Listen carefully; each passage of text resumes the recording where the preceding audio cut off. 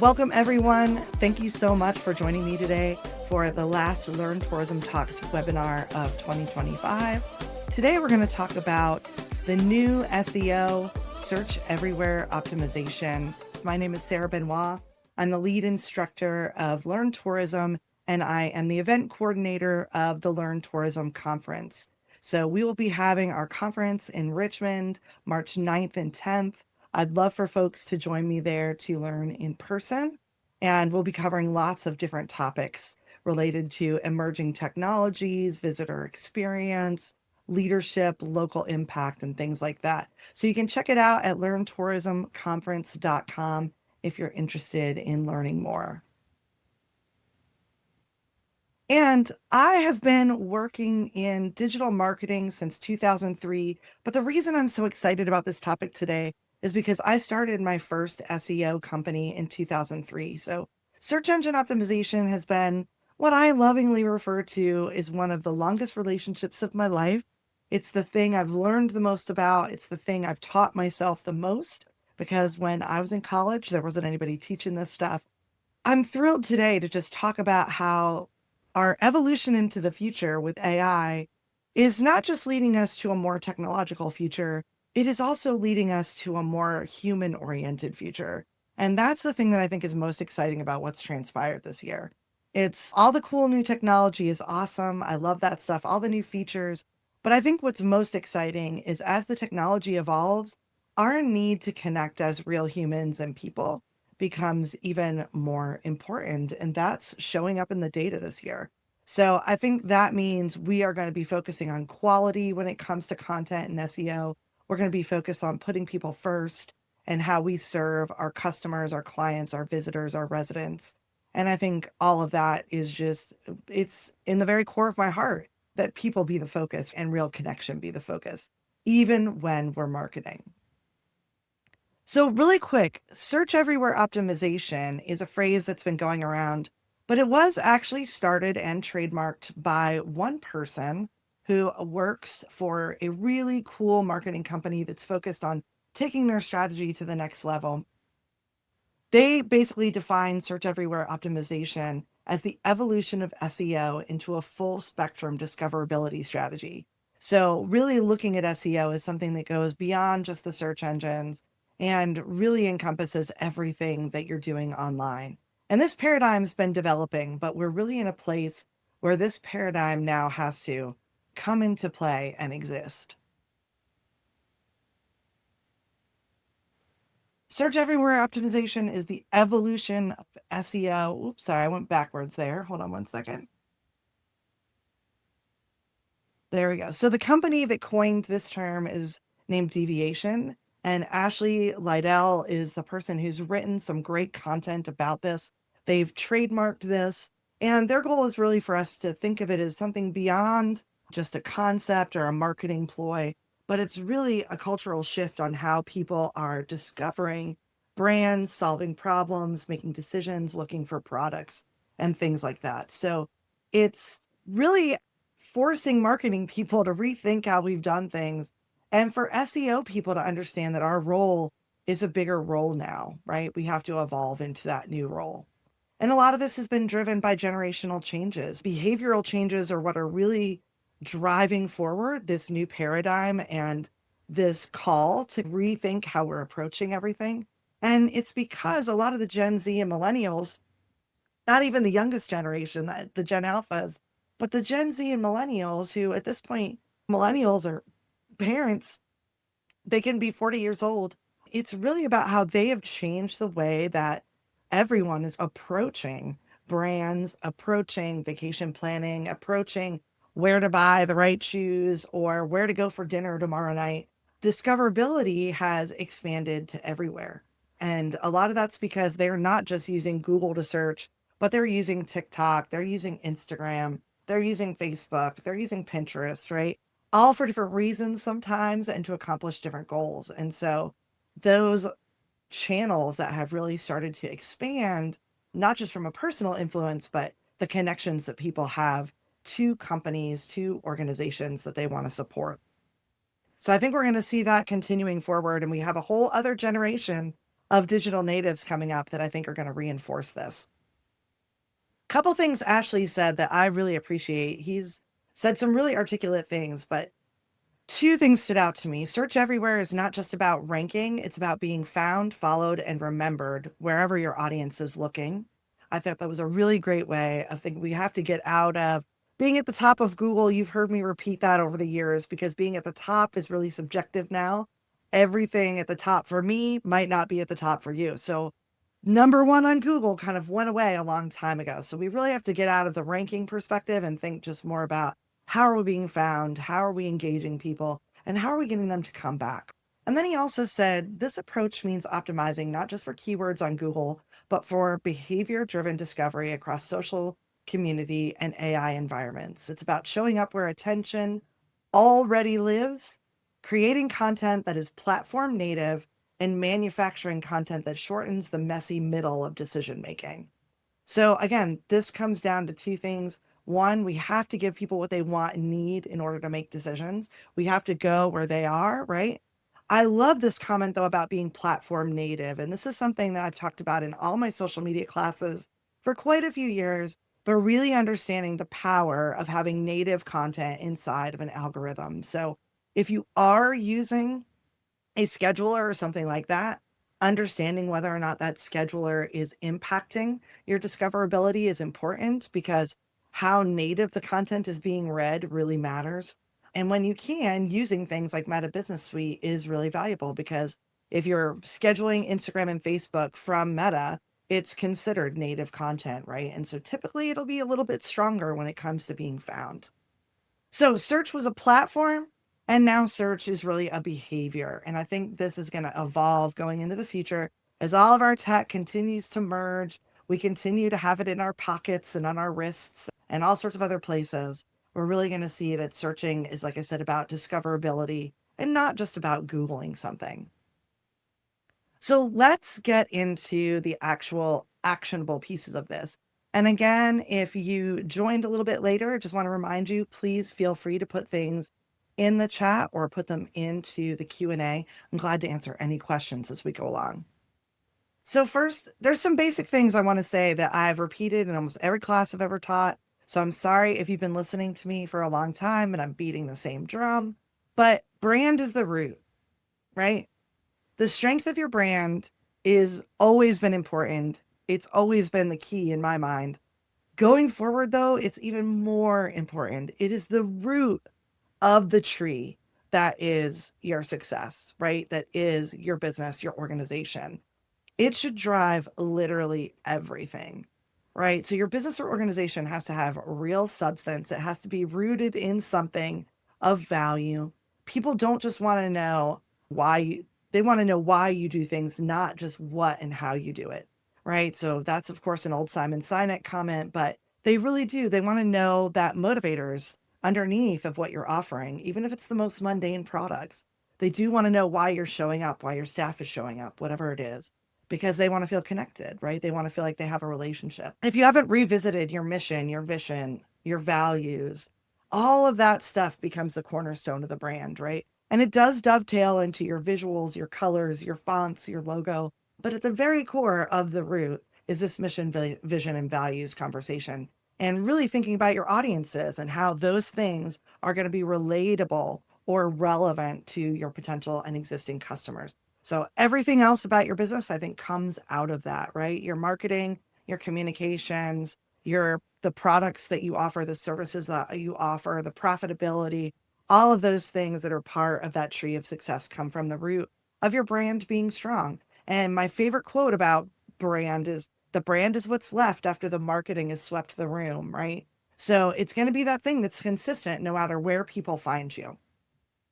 The other thing that's not going away, the idea of recency and relevancy. So this has always been important to Google, especially relevance. And when, if you've studied SEO at all or done SEO, then you know relevance comes up over and over, right? Is what we're saying, is what we're creating for our content relevant to the user? Can we thread and track that relevancy by doing our keyword research and then watching what keywords we're showing up for and things like that? This is going to become even more valuable to be thinking about this year, right? So To win, you've got to have something that people want, something that they need, something that matters to them. In a world where we're going to say that search everywhere optimization is the new approach, that means we've got to be considering all of our platforms, all the different places that we're connecting with people. And we want to make sure that we're showing up in a way that is just something they will easily identify as, I need this. This is something I've been missing. This is something I've been looking for. And with recency, I think we really want to be aware that what's happening is that in a world that's changing so fast, and that's not just the technology, but I think people's communities are changing, the political situations are changing. There's all sorts of things impacting us right now that are moving pretty quick. And so we really want to make sure when it comes to recency that what we have online, no matter which channel it is up to date and is accurate and can be trusted, that we don't put out information that is old. I especially feel this because when we went here in Asheville through last year with Hurricane Helene, it created a lot of mismatched information across the city, right? It took us a while to get things back in order and to get things caught up. And we're still sometimes in that process. So I appreciate that a lot of people in the world have been very forgiving of our community when it's not perfect. But I think it's something we all have to prioritize, even not in a crisis, right? That way, when a crisis happens, we may be better prepared because everything we have online is already up to date. We know where everything is and we know what needs to be updated if something happens. So just tracking through that, making sure that you're aware of kind of what channels you have, what's being said, how often you're using them. When was the last time you posted? Have you edited your profiles and things like that recently to make sure everything's up to date?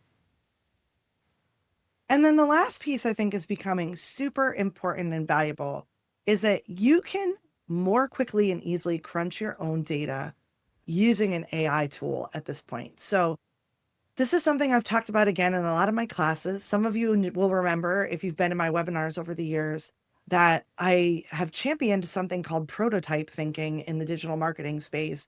And that's something that I really believe in, that I was taught probably a little over 10 or 12 years ago. And it really helped me understand that in a world where so much of the marketing is conversation, I really need to be able to process that stuff quickly and learn from it, right? All social media, all email marketing, all website marketing to a certain extent, all blogging, all podcasting is a game where we're in relationship with our audiences. We're putting out the content and we want to be able to look at the data, learn from the data, and then adjust, respond, right? Learn and listen from the people that are part of our networks. In order to do that, though, it could be quite time consuming in the past. And if you weren't familiar with a lot of the tracking systems, it became hard.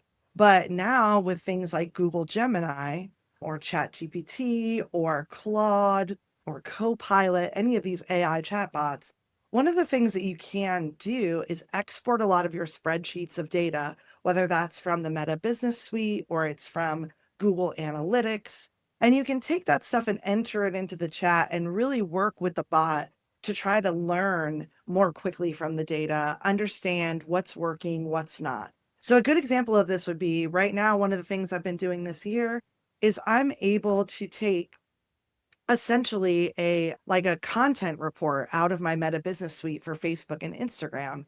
And then I'm able to upload that into Gemini and have a conversation with Gemini about what it can learn from that data. So I might take a 3-month report, a 1-month report.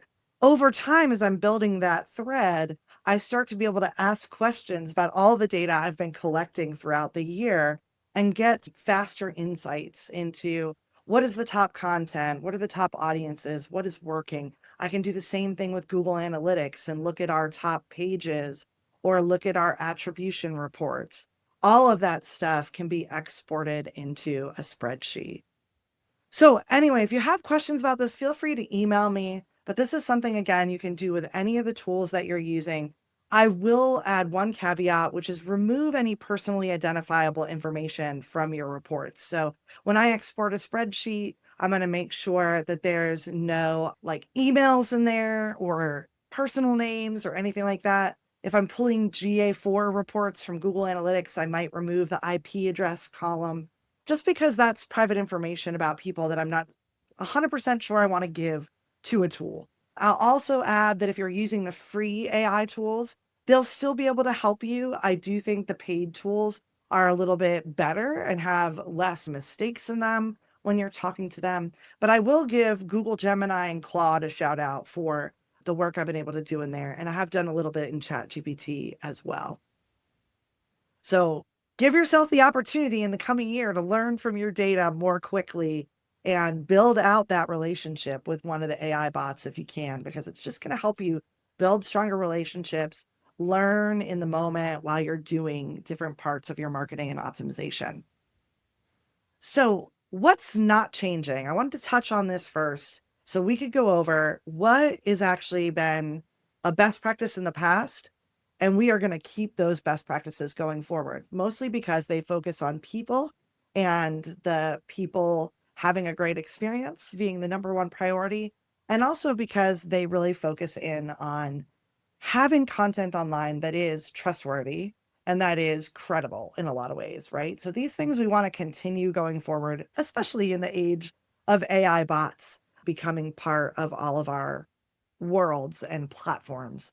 So Google, right? Google's not going away anytime soon. Google's going to be changing, but they're not going to go away. They're still holding a huge piece of the marketplace. They'll continue to do that.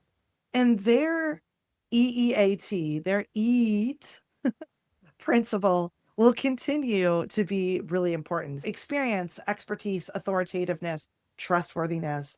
They set the tone about the importance of these things. They have continued to evolve their thinking, right? And so this is something that I think is knit into all the different platforms. Backlinks to your website will never stop being important, mainly because when another website links to your website, in some ways they basically lend their credibility to you, right? It's like somebody, it's almost as good as a review or better, right? It's somebody saying, "We trust this other website so much, we're going to point people on our website to that website." So the more links that you can get from other places, the better. And again, keeping in mind high quality. So not all links are the same. Some links are better than others. You want to get links from other websites that are equally as strong as yours, or maybe even better. This is why paid PR companies in some ways still have a lot of value, because when they can do your public relations, get you into more magazines, into more newspapers, which all have online components, get your story into more digital sort of spaces, then hopefully they're able to ask more often for links back to your website. And those links really build up over time. So if you're DIYing it, you just want to always remember to ask for that link. That's again a drum I've been beating for years, but I'm going to keep beating it. It's really important. So clean technical SEO. This is something that you might not be able to do on your own, but again, with AI, it's getting easier and easier to explore these things and ask for help. Especially again, shout out to Google Gemini for having a really good, when I use the paid Gemini, I get really good conversations about doing this stuff more quickly, how to talk to the web designer about it, how to ask questions about the particular website platform we're using, what's possible. But schema markup, structured data, I'm going to give you a little more detail on that in a minute.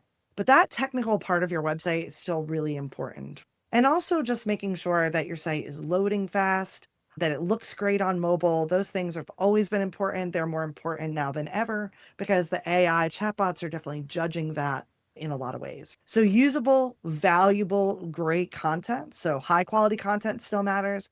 Really looking at the long tail of topics and looking for places where the content, there's not already great content out there. So I've worked with a lot of clients over the years where we do some keyword research, we do some exploration of YouTube, we look at a lot of different things to understand what's already being talked about, what's being searched for, who's already ranking for some of the topics that we want to rank for. What does that competition look like, right? Do we have the ability to compete against them?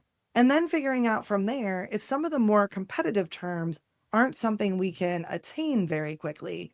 Are there long tail terms or places where some of those more popular terms haven't been dug into in a deeper way or haven't been talked about in a certain medium like video? How can we maximize that? So that is really that research phase of content strategy, right? Understanding the competition, understanding where we already are doing well, understanding where we want to open new markets, and then doing the sort of keyword research to understand the audiences. And of course, again, AI is making all of this much easier, much faster.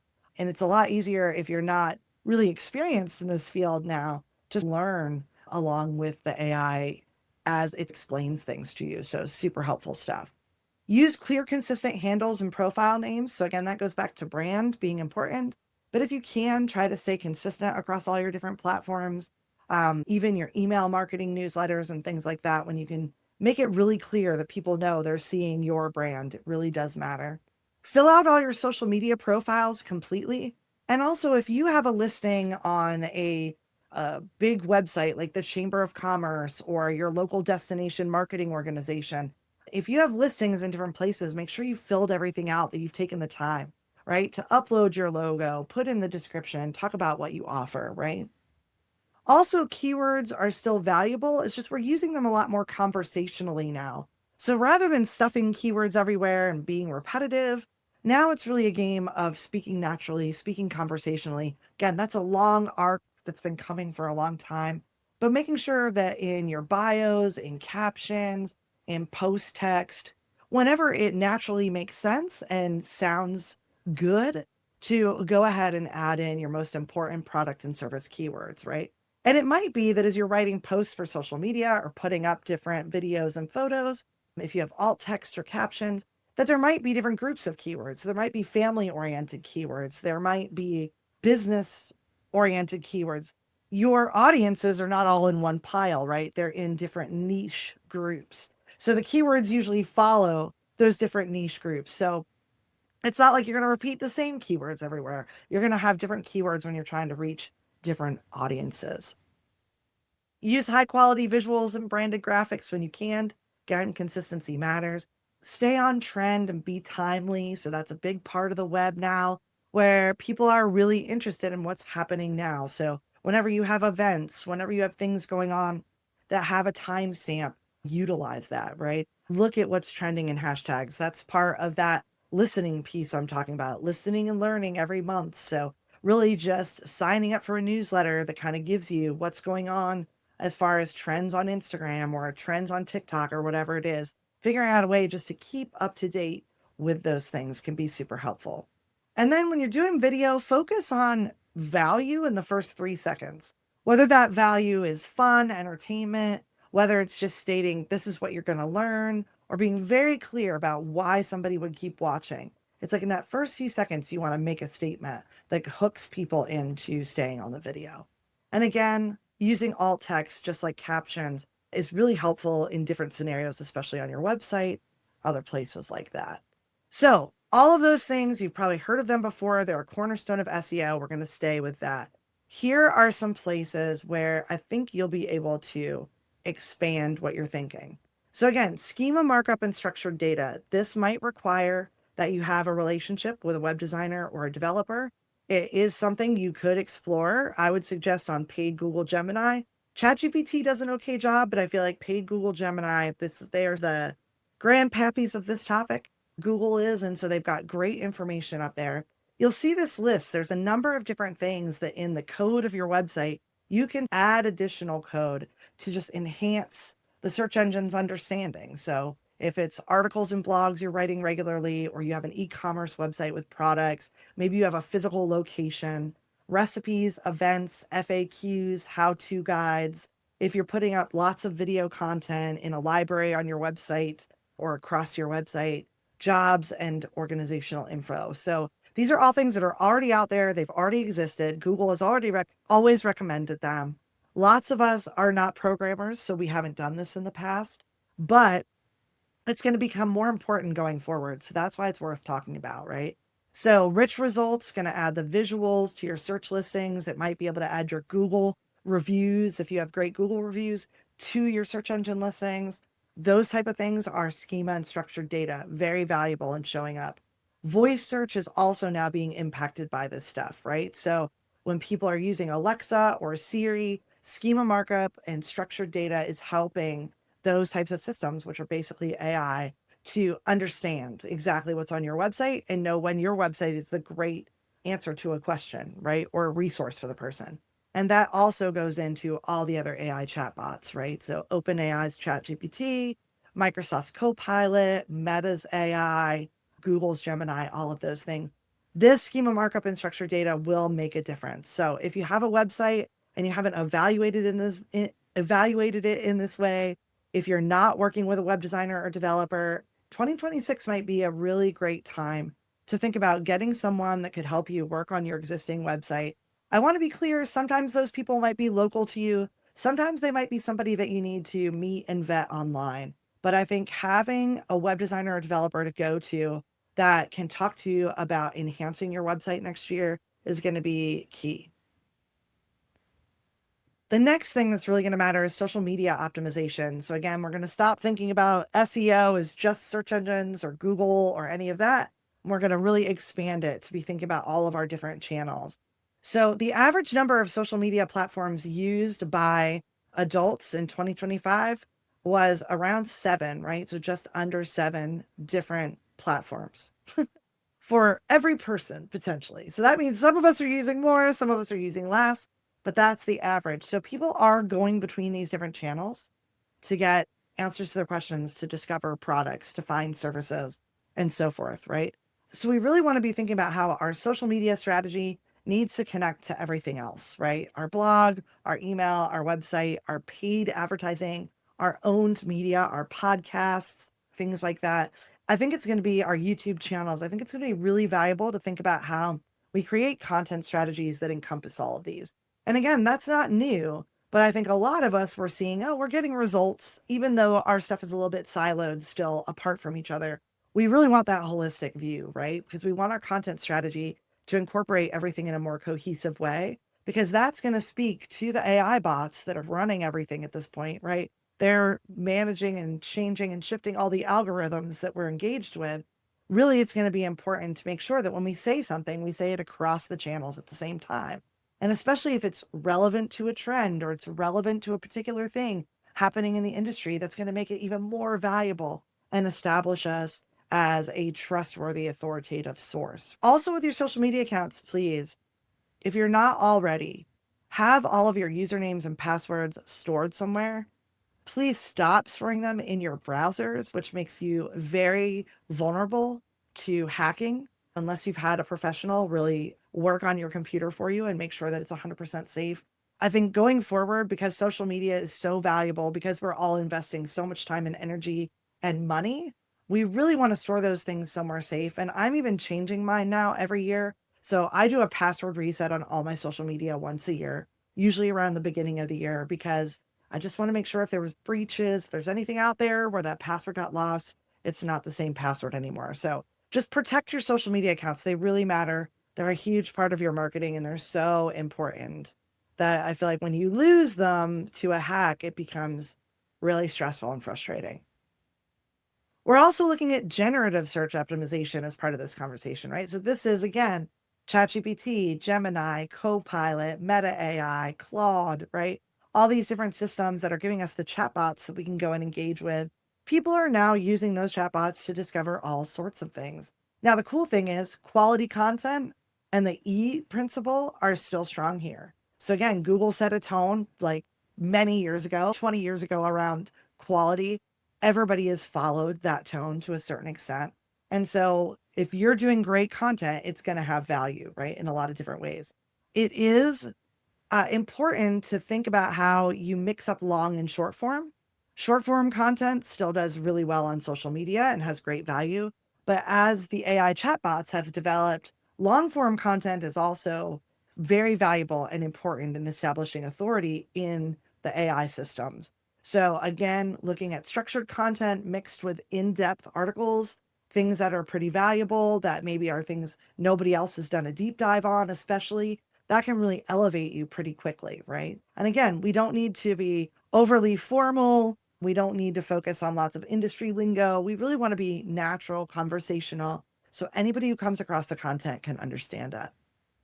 With long form, we've seen this sort of iteration or movement towards creating FAQ sections or summary sections with every longer piece of content that you do. So the AI can already scan through, get most of the data from the longer form, but then just easily grab your summary or grab your FAQs and drop them into the response on one of the chatbot systems. So again, think about how you structure and lay out the page so it includes a few different things can be super useful.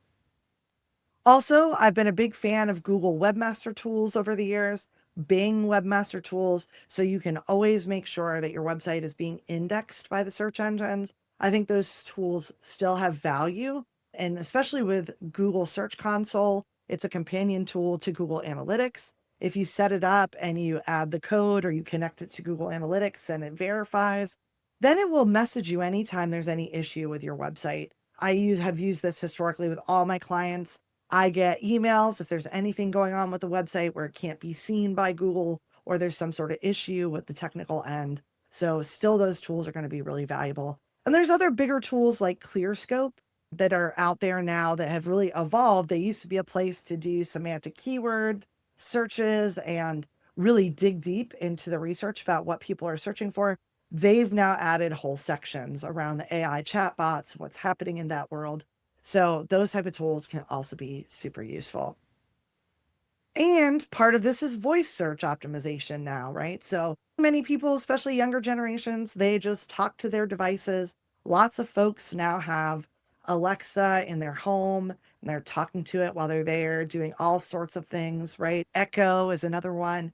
So voice search optimization is also something that you want to be thinking about. And luckily, it connects into a lot of what we're talking about, especially with natural conversational language. So people in voice search are talking just like they do to a person. I think we're going to see the AI chatbots are amping that up, and Google has also been amping that up as well. So the goal is, again, not to try to game the system, but to just be doing really great content and putting people first, right? Talking to your customers the way they need to be talked to, talking to your potential customers in a way that they really understand.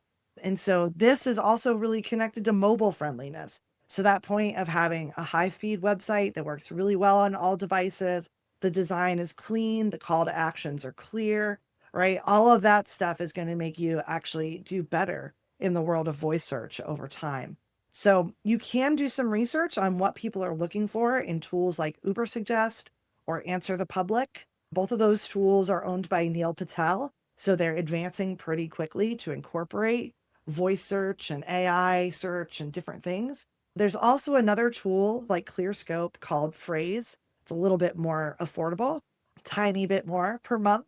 But Phrase is really a tool that it takes you from keyword research into content strategy and allows you to really strategize in a deeper way. So again, all of these tools are valid depending on what you need to have support with in your strategic planning and in your optimizations that you're looking to do next year. And also part of voice search, local SEO plays a huge role here. So if you have a brick and mortar location and your address really matters, you want people to come up to your store, you want them to drive to your restaurant, you want them to come to your movie theater, you want them to come to your art gallery. Hopefully you've already engaged in this in the past, right? With a Google business listing, with Apple Maps, different sites like that. This stuff, again, basics are still the same. Verify your business, get as many reviews as possible, fill out your profiles with photos and logos and videos and post events and whatever it is they ask you to do. And most of all, make sure that you have an accurate NAP, right? Name, address, phone number. And we've added to that conversation hours. So just making sure all of that stuff is accurate across your local SEO listings is going to be valuable. And again, this also applies if you're listed on, like locally here, lots of businesses are on the Explore Asheville website. Really important to make sure your whole profile is up to date. Lots of folks are on their chamber website. Maybe they're on an industry association website. All of those things have value and again are going to boost into optimizing for voice search because so many people ask their tools where to go right now, right? And what to buy right now at this moment. So I want to open up for questions. We have some time here, and I'll have some other things I can share if there are any. But I'm really hoping y'all have some questions about this, whether it's social media related, whether it's website related. But I think there's a few main steps everyone can take looking towards 2026 and really understanding how do we make sure that we stay relevant, that our website stays relevant, our channels stay relevant, that the audiences we've built are being engaged. I think all of that stuff needs to have a more holistic view, especially when we're planning our content topics and we're actually creating our different types of posts and content itself. So I think we're going to see that view of long form turned into slightly shorter form, turned into much shorter form turned into tiny form, we're going to need that, right? So it's almost like we need to highlight what are the most important topic areas or what are the things that our audiences need and want, whether they're already a customer or they are a potential customer. We're going to have probably different content for those people, but it's like, how can we really make sure what we're creating is for them? And rather than having a lot of, different types of things we're talking about, really looking at taking that content that we know is valuable and presenting it in different ways across all of our channels. I think, again, this is a holistic view that I've always believed in. It's not always easy to achieve if you don't have that time to do the strategic planning around it. And I think that's why now in 2026, building out that time, maybe in Q1 of the year, if you can do it, is really important. And realizing that if you're not a sole proprietor and on your own, which I know some of you are, if you have a team, that having multiple people involved in this vision of your content strategy might be important. They might come up with different ideas about, you know, how to talk about something or which audiences need certain types of content. It's like the more insight you can have from other people, the better. And if you are somebody who's doing the marketing alone, you're a marketing department of one, or you're a business owner that handles all your own stuff, that's where it becomes valuable to have colleagues, to have friends, to have marketing people that you hang out with that you can go and pick their brain, share your ideas, and get some feedback, right? So you're not alone in your head thinking about it. But the main things that I think are going to be super great to do as you enter into 26, one is audit your website and start with the top most popular content and amplify what's working. Again, as an SEO person, when you're opening a new market on SEO, when you're going after keywords you've never ranked for before, it can take you quite a few months to see results, right? Depending on the quality and the authority of your current website. But when you go in and you look at what is the most popular blog posts, what are the most popular pages, what do we see people are doing on our website, right? We look at that and we start to say, okay, this is where we're getting the most attention, the most engagement. How can we take that and then turn that into a content experience that people have, right? And how can we make sure that content experience we give them leads them back to different calls to action that we want them to take? So that might be re-engaging a customer from the past with something new. It might be going in and looking at the top 10 blog posts from the last year and starting our first quarter next year with those topics and revisiting them and updating our blog content, making a bunch more social media content about it, and asking people to engage in the conversation and give us even more idea of what they want and need. So really just thinking about how you can amplify the good that you've already accomplished and take it to the next level. I think that's where we get the low hanging fruit in a lot of ways, right? And again, this is where web design and development support is going to be important. I think sometimes you're going to need to talk to your web designer potentially about what is working and not working and ask them questions. I also think it's going to be valuable to look at your conversions, right? So when people do something on your website that really is a lead generating piece or a payment of some sort, right? Which is actually a conversion of a sale.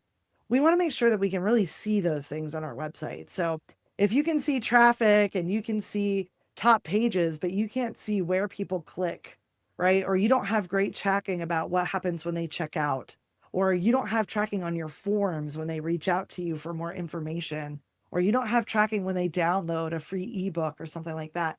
Those are great things to really focus in on this year and get your web design team to make sure those conversions are visible and so that you can see them in your analytical data. And especially if you're doing advertising, you can see it there. Also, you want to evaluate your 2025 marketing efforts. So what worked best and what drove the most important results? So your website has got this thing, this is how the website did, but then we want to look at everything else. And where was it really worth it for us to put in our time?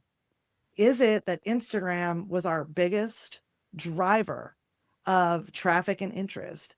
Is it that our email list was the thing that really won this year and we got lots of traffic and lots of people did what we needed them to do? I think at the end of the day, with all the different things that are out there, the problem becomes, even when you're a bigger company, can I manage all of these things well, right? And really invest in them. If I don't have staff to handle every single channel, it becomes harder and harder to maximize them. So, really just understanding what's working, what needs to be amplified, what's going to help us get to the next level more quickly, and identifying which platforms maybe you haven't gotten the best results from.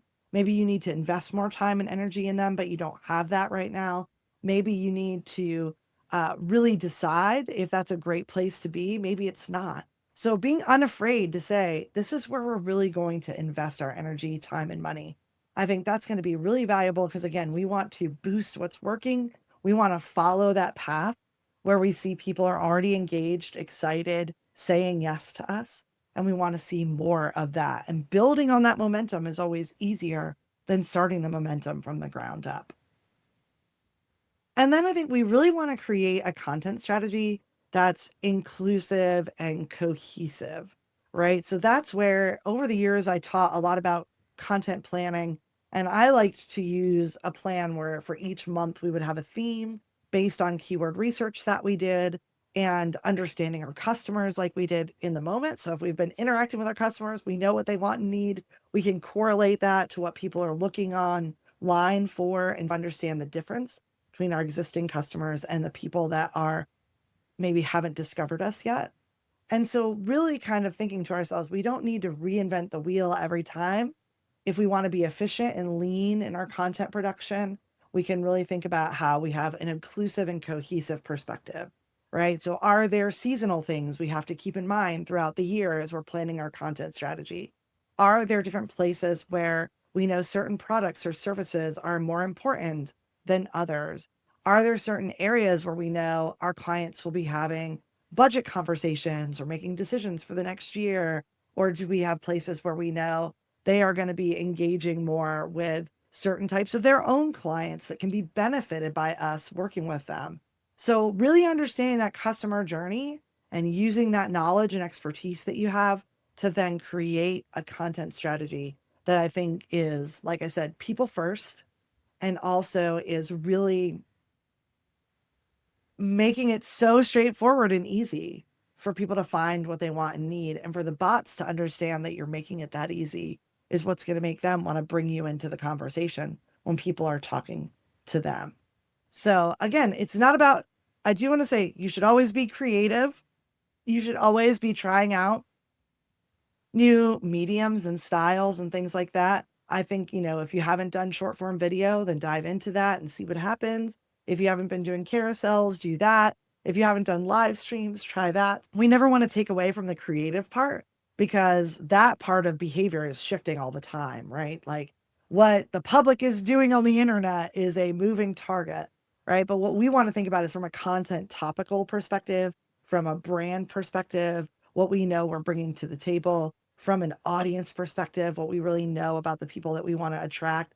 Those things need to be as inclusive and cohesive across every channel as we can possibly make. So this is where I'm inviting a lot of larger companies. I'm like, you should really be bringing your marketing staff, your sales staff, your customer service staff all together, right? Even with places like hotels. I'm like, when you're talking about marketing once a quarter, you should be bringing in your front desk people and talking to them about what they heard, what they learned, what they're experiencing at the front desk.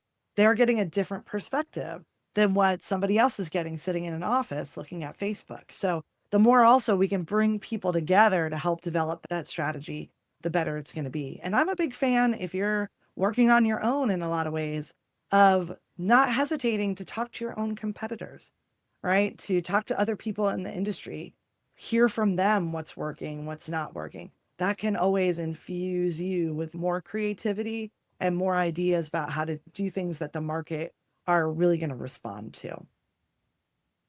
So there's a few more minutes for questions. I do want to pop up here the slide for just letting me know what you thought about today. Was it helpful? Was it not helpful? Again, you won't be spammed or anything like that, but it does ask for your email. But I just want to be able to hear from you if this was helpful. If you have other topics you'd like me to cover in 2026 for our Learn Tourism Talks webinar, please don't hesitate to just respond to my email when you get the recording and say, hey, Sarah, I'd love for you all to cover this. I'm working on my schedule for next year. And so I would love to be able to provide some free trainings that are super useful to everyone. But please, you can just hit that QR code. I'll also include this link tomorrow in the email so you can give me feedback then if you prefer. But I would just love to hear from everybody about whether or not this was helpful. I'm going to be doing more of these next year as things change. So I'm sure you will see an invite from me just suggesting all sorts of other stuff that we can keep doing to stay at the top of our games, even as the technology changes. And again, thank you all so much for being here. I know we're right at the top of the hour. So if you need to head out, please feel free. But I appreciate everyone joining me throughout the year, as this is one of my favorite things to do throughout the month, is just share kind of the vision and the information about how things are changing. I think in the end, even though the changes are a lot and can be overwhelming, the great thing is we are continuing to prioritize people as our focus. And if we can keep doing that in marketing and in everything we do, I think there's a lot of success to be had. And there's 8 billion people on the planet. So there's lots of folks to connect with. But again, thank you all so much for being here. I'll stay for another minute just in case there are questions that have come up.